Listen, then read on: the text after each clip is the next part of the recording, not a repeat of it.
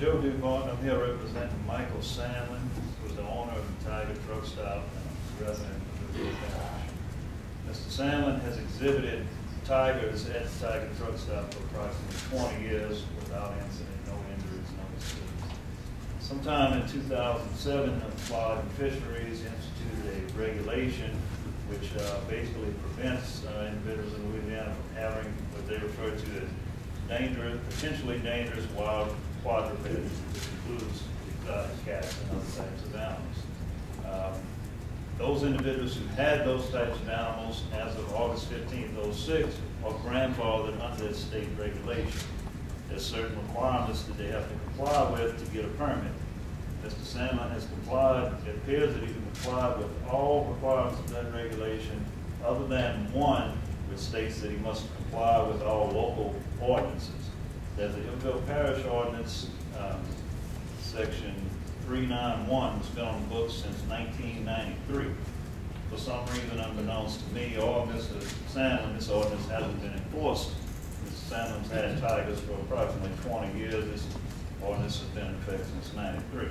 In order to comply with the state regulation, we have proposed an amendment to ordinance section 391, which would in effect grandfather Mr. Sandlin in, allow him to keep his one existing cat, and also preclude him from obtaining any additional cats. I'd like to read our proposed amendment into the record.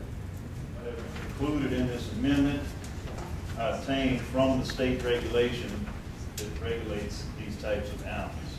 So this is basically verbatim from that regulation, which is of course much more extensive. I tried to stick to the pertinent point. With that, my request would be that this matter be set to public meeting so that it can subsequently go to the final vote before we go. Thank you for this opportunity. My name is David Dennis. I represent Big Cat Rescue, and we'd like to present a few points to you. I had the opportunity to read the proposed amendment briefly. I'm familiar with the state statute. I'll submit to you that after being retained 2 days ago, I did some research out of state and in state, and I think that it's clear based on cases going back to, and I'll say that I'm going to leave with or provide a copy of all the cases I found, the statutes and everything, along with other things that I believe you've already been provided with, like copies of letters from John Walsh with the World Society of Protection of Animals since 1996 or earlier, I believe. Actually, he's been involved, particularly regarding Tony, this tiger.